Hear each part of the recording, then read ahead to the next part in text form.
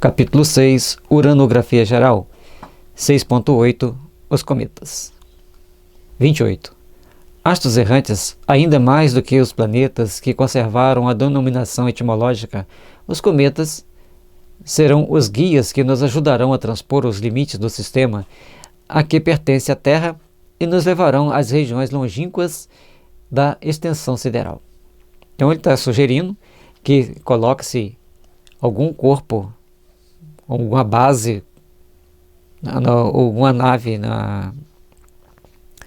sobre um cometa, e ele vai transportando essa nave por toda a região sideral, onde a gente vai coletando os dados, vai coletando as informações, porque ele que vai nos levar, ou então como espíritos, mas aí como espírito seria outra forma diferente.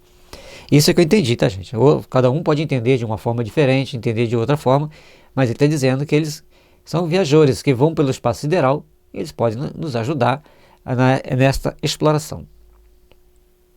Mas antes de explorarmos os domínios celestes, com o auxílio desses viajantes do universo, bom será darmos a conhecer tanto quanto possível a natureza intrínseca deles e o papel que lhes cabe na economia planetária. Então, ali ele deu uma dica filosófica da questão do cometa, e aqui, o que eles fazem dentro dessa economia planetária, por que eles existem, por que eles viajam pelo universo. 29.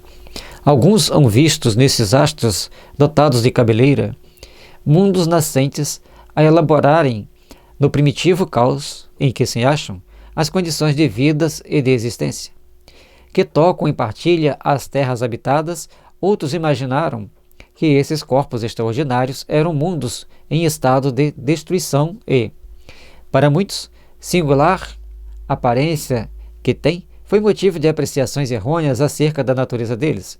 Isso a tal ponto que não houve, inclusive na astrologia judiciária, quem não os considerasse como passageiros de desgraças enviados por desígnios providenciais à Terra espantada e tremente. E ali atrás tem um 31, que é o cabeleira, nuvem luminosa de gás e poeira de aparência tênue e brumosa que envolve o núcleo de um astro, e ele também chamado de coma, aquela cabeleira dele, aquela cauda que tem em torno do... Aliás, a cabeleira vem na frente dele, né? Na frente do cometa.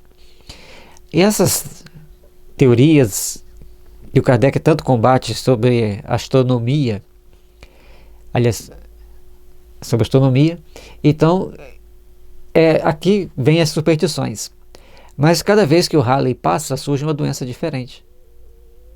Coincidência ou não, quando ele passou a penúltima vez, surgiu a tuberculose. Na última vez que ele passou, surgiu a AIDS. Então, é uma coincidência bem coincidente. Cada um com as suas superstições, com as suas crenças, e o que passou agora, em 2019, em agosto e setembro de 2019, surgiu a Covid. Bom, teorias só se comprovam com fatos. Então, carece de fatos, porque eles têm um ciclo de aparecimento muito longo e poucas pessoas se preocupam com isso. Vamos nos ater ao que ele diz aqui, que é um astro que vai viajando por vários, inclusive fora do sistema solar, passa por vários mundos, e ele está, de alguma forma, intercambiando informações e dados e vibração, porque sempre que entra cometa, alinhamento de planeta, tem sempre uma interferência vibracional, assim como a tempestade solar. Se tem muita ebulição lá no Sol, vamos chamar assim, que dá aquelas bolhas, aquelas manchas, trazem consequências, inclusive, para a comunicação dos satélites. Ou seja, tudo interfere em tudo. Nós temos que aprender a raciocinar com a energia. É logicamente que não vamos ser supersticiosos, vamos procurar ter dados, vamos procurar ter estudo. Assim como tem as manchas solares, as atividades solares, as tempestades solares, que causam problemas no nosso sistema de comunicação, foi pesquisado, estudado, então nós devemos fazer essa pesquisa, observar esses dados, para ver se sempre que passa um cometa realmente surge uma doença nova e diferente. 30. A lei de variedade se aplica em tão larga escala nos trabalhos da natureza que admira hajam os naturalistas, os astrônomos e os filósofos fabricados tanto sistema para assimilar os cometas, os astros planetários, e para somente verem neles astros em graus mais ou menos adiantados que desenvolvimento e de caducidade. São vários cometas, são várias variedades, e cada um foi desenvolvendo uma técnica, uma teoria sobre eles. Mas não é a última palavra.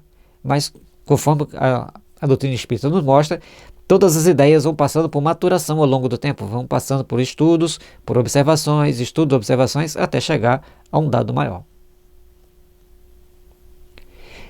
Entretanto, os quadros da natureza deveriam bastar amplamente para afastar o observador da preocupação de perquirir relações inexistentes e deixar os cometas o papel modesto, porém útil, de astros errantes, que servem de desbravadores dos impérios solares.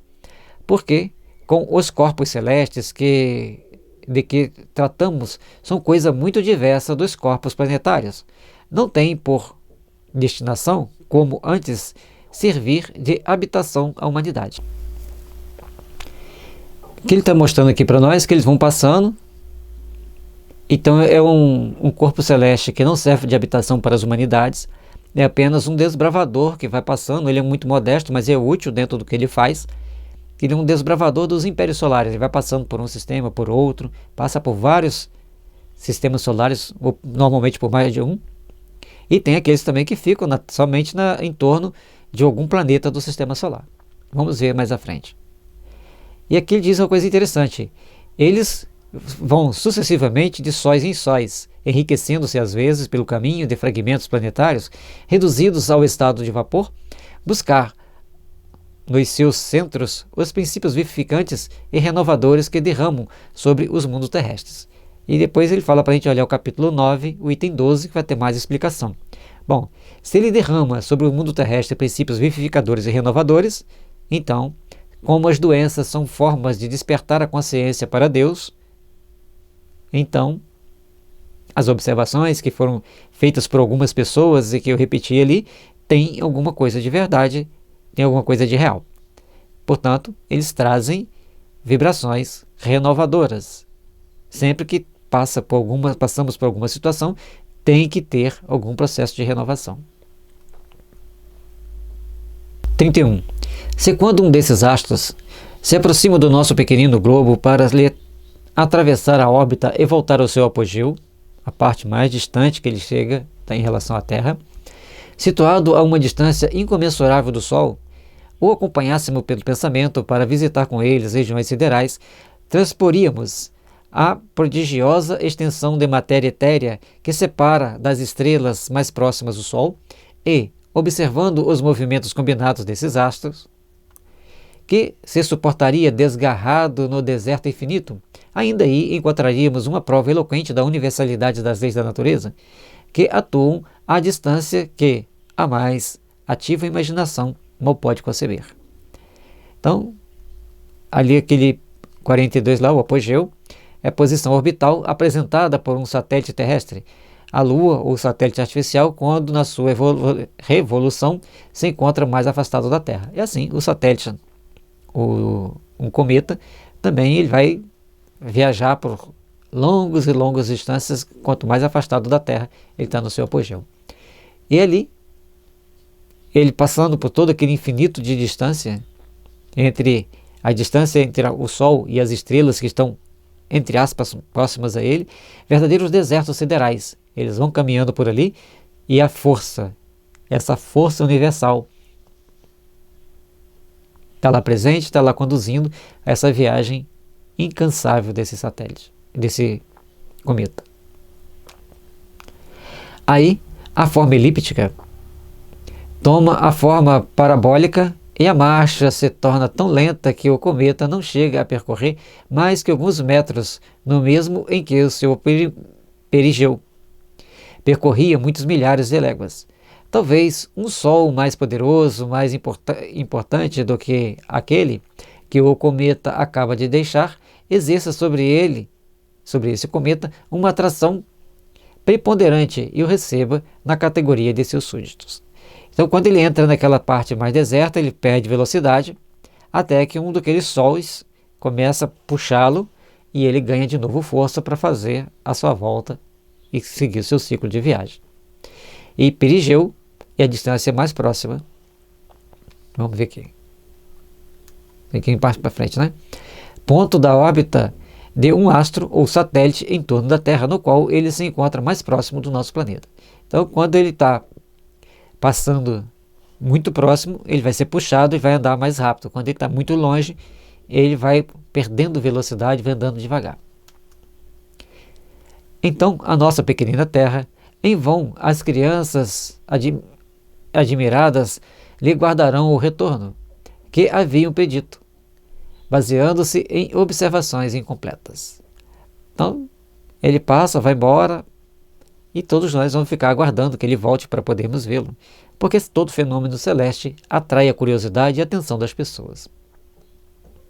Nesse caso, nós que pelo pensamento acompanhamos a essas regiões desconhecidas, o cometa errante, depararemos com uma nação nova, que os olhares terrenos não podem encontrar, inimaginável para os espíritos que habitam a Terra, inconcebível nesse mesmo para as suas mentes, porquanto ela será teatro de inexploradas maravilhas.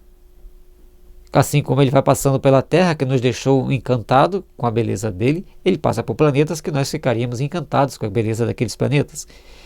E alguns ainda inexplorados, tal qual entendemos. Chegamos ao mundo astral. Nesse mundo deslumbrante dos vastos sóis que irradiam pelo espaço infinito e que são as flores brilhantes do magnífico jardim da criação. Lá chegados, apenas saberemos o que é a Terra. Um grãozinho de areia. Então, nesse mundo astral, que todos nós procuramos, vamos chegar um dia, quanto mais conhecimento nós tivermos, melhor vamos entender tudo o que existe lá, melhor vamos entender os processos, vamos entender a vida espiritual e a existência planetária com todas as suas nuances, os asteroides, os satélites e assim os cometas e assim sucessivamente, uma infinidade de fenômenos que até mesmo desconhecemos aqui na Terra encarnados, só iremos ver e entender no plano espiritual. E por que tem a Gênese para nós estudarmos? Para começarmos a pensar e entender para facilitar a nossa vida no plano espiritual. Estudar as obras básicas e os 5 livros das obras básicas é fundamental para que nós possamos, então, compreender melhor, mesmo que seja um tiquinho a mais, sobre o universo, e a gente vai conhecer também sobre nós mesmos, e vamos começar, então, a nos interagir mais perante a soberana bondade divina.